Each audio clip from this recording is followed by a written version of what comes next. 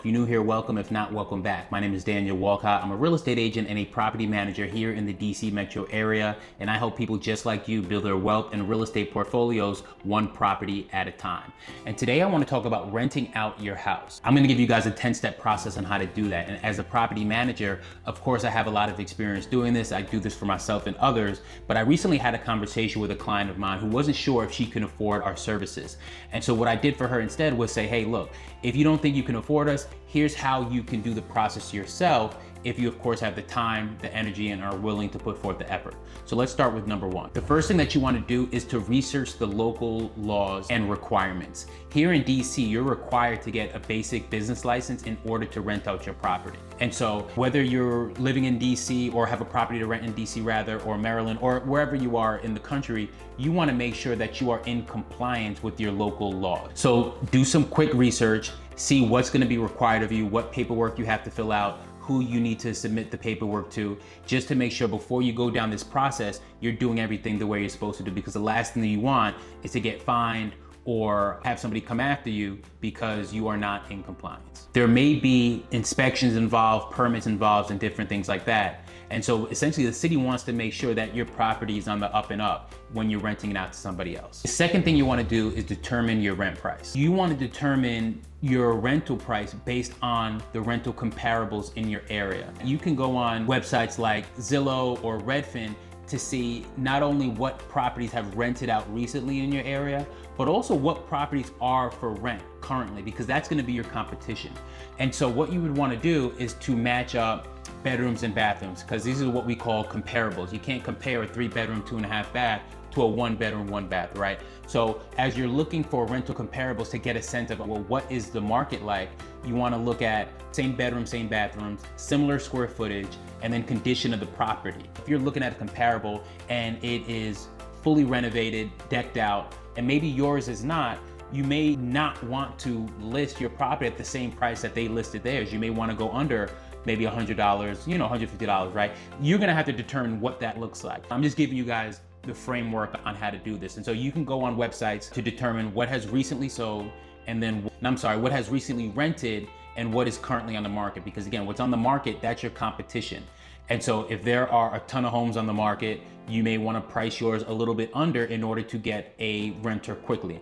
Whatever your strategy is, that's going to be completely up to you. But the main idea is you want to balance competitiveness with profitability. The third thing that you want to do is prepare your property. So any repairs or safety checks or updates that you need to make to the property to make sure that it's moving ready for a new tenant, you want to take that time now to make those updates. Because not only at this point in time should you have an inspection list from the city or county to say, hey, these are the conditions that we require rentals to be in, right? If that kind of thing exists. But also you're gonna get ready to market the property and show the property. And so you wanna present it in the best way possible in order to get highly qualified tenants. You know whether this door doesn't lock, or if this window squeaks when you open it, or you can't open this window. You know your property better than others. And so you wanna make sure that you're going through and making those repairs and updates, hiring a repair person, hiring a painter to come out just to spruce the property up so you can present it in the best light. Now, the property doesn't have to be brand new because you're not selling it, but you do want to present a good product to the tenant. I can't stand when people have their rental properties all sloppy and messy and unkempt just because they're not living there. I don't promote being a slumlord. So take care of your property, present a good product, and then you're gonna attract a good tenant. That brings us to step number 4, which is create a strong listing. And so what you want to do is create a listing description of the property. Again, no one knows the property better than you, so sit down and write some of the benefits of living in the property. What are the things that you enjoy most? What amenities are nearby? What are some great features of the neighborhood? You want to have a list of all these things down. You can put it in chat and say, hey, I have a rental listing. These are some hot things I want you to highlight about the property, and then let us do his work. Next, you want to take high quality photos and videos. Perfect time to bring out your camera and take some photos. If not, use your cell phone, but put it on 0.5 so you can get that wide view angle, and keep your phone steady. You want to get wide shots of the property so as people are rolling by, they can see and get a sense of the property, because you have to sell, right? I say sell the property twice. You have to sell it to the people online so they can get interested enough in order to schedule a showing with you. And then when they get there, you have to sell it again. You want to present the property in the best light, which means before you take photos and videos, turn on all the lights, open up all the shades, tidy up a little bit, make sure all the furniture is straight, clean up, declutter, and then take photos that make sense. No one needs an up-close picture of the faucet or an up-close picture of the countertops. Just take 10 to 15 pictures that can give somebody a good understanding of the place that they're looking to rent.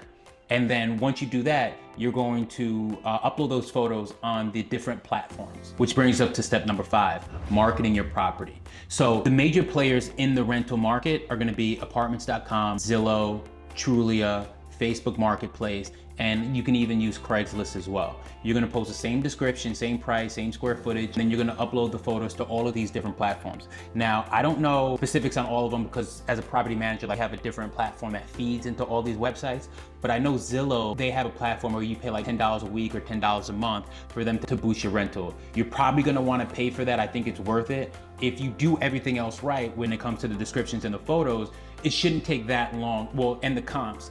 It shouldn't take that long for you to rent your property out. And so that could be 20 or 30 bucks, depending on if they charge per week or per month. I'll be honest, I don't remember. You want to put it on all those platforms so you can get maximum visibility for your property. Now that you have the property on all these platforms, you need to create a system to conduct showings and field inquiries. And so that brings us to step number 6. So the easiest way to do this is to create a templated response, because 90% of the inquiries that come in, they're all gonna ask the same 4 or 5 questions. And so if you create a response to the questions that come in, you don't have to sit there and have a conversation with everybody else. You can say, hey, this is the criteria that we're looking for, whether it be 2.5 or 3 times the rent amount in income, our credit criteria, and this is when the property is available. Oh, and they're also gonna ask, hey, when can I see the property? So if you pull all that in a short paragraph, you can send that out to whoever inquires about the property. When it comes to conducting showings, you have 2 options. You can have certain dates that you're gonna show it, or you can respond to everybody and say, hey, if they're available then I'll meet you at this time, right? It really depends on 1, your availability, 2, if you're living at the property. But the way that I would recommend doing it is using an app like Calendly. Like I use Calendly and I'll create just a one-time showing thing. And so what you're able to do through Calendly is put in certain dates and times that you're gonna have available. And so I like to give people as many options as possible. And so you could put maybe a couple weekdays, let's say you wanna do after work, so you'll do like 6 to 7 or 6 to 8 on Monday, Wednesdays, and Fridays. Then on the weekend, you could do something during the day, 10 to 2, whatever you decide. But you could put those dates in Calendly and then just send people a link. When somebody says, hey, can I see it? Sign up here. And what that allows you to do is you'll collect their name, their email, and their phone number, and they're able to schedule a time that works for them.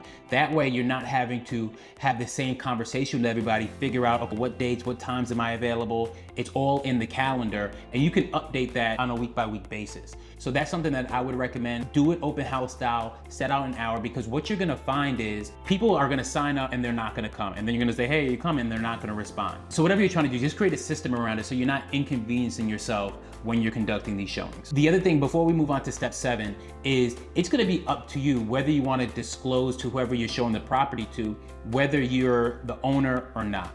A lot of times they can assume that, but they don't know, and you don't necessarily have to disclose that. Some people like to create that distance or that anonymity. You know what I'm trying to say. Some people like to create that, and that's perfectly fine, and that's gonna be up to you. Step number 7 is screening potential tenants.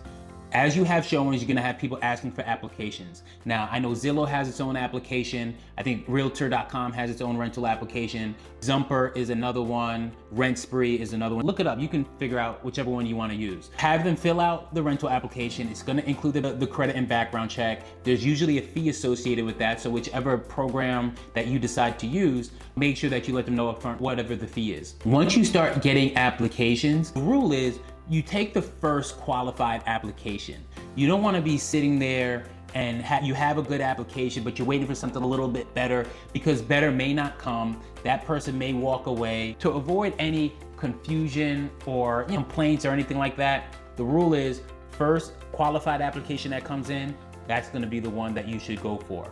Now, what's a qualified applicant? That's going to be dependent on whatever you set your criteria to be. So in the very beginning, before you even start showing the property, you need to have criteria outlined, because it's not all black and white. Trust me, the way these applications, some of them come in, I have really good income, but I had bad credit. I don't have any rental history because I used to own a home. Like, have the rental criteria outlined and use that as a basis as you're reviewing these applications. In addition to the background and credit check that's going to be run by the system, you also want to do the references. And so if they list out any rental references they have, you want to reach out to those, give them a call, shoot them an email. And if you can't get through to them, you want to let the tenant know, like, hey, we can't really move forward with your application because we haven't heard back from your landlord.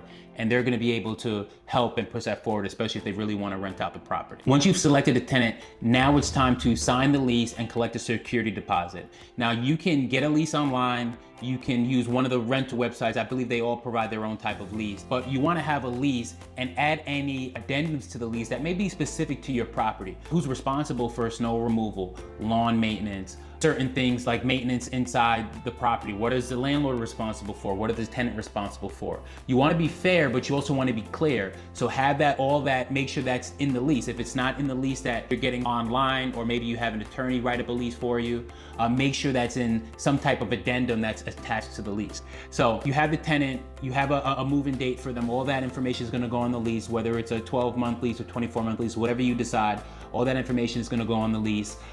You're going to sign it. They're going to sign it. At signing, you're going to collect security deposit and first month's rent. Don't hand over the keys unless you collect security deposit and first month's rent.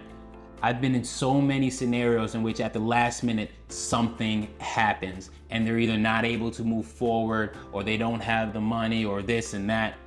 Guys, security deposit, first month's rent, then they get the keys.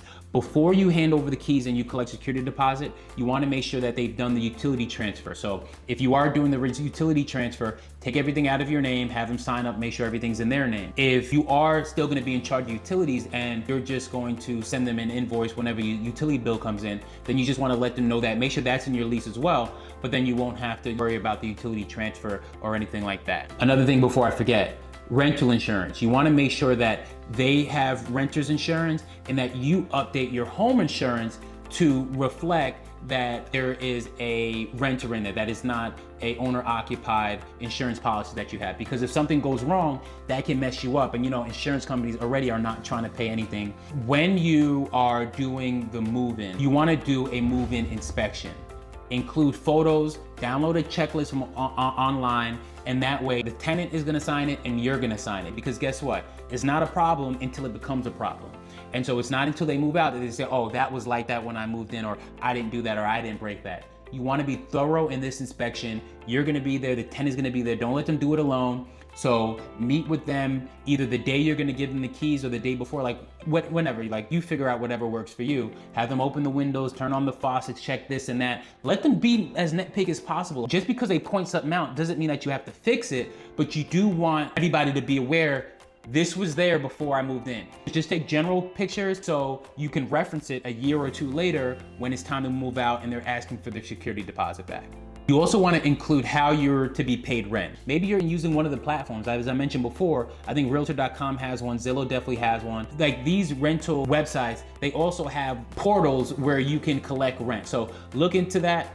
That's something that you can use as well. If not, you can use any of the payment platforms, but you want to be clear on what your expectation is for rent collection. That is all I have for you guys. So I hope this video was helpful. Again, this is how you would want to rent out your property when you're not using a property management company. Of course, if all of this seems like too much for you, and if you don't have the time for it, hire us. I'll leave our information in the description below, and then you can download our information packet if you want to learn more about our company and the services that we offer at Keepers Property Management. You can of course do that, but I'll catch you guys next time.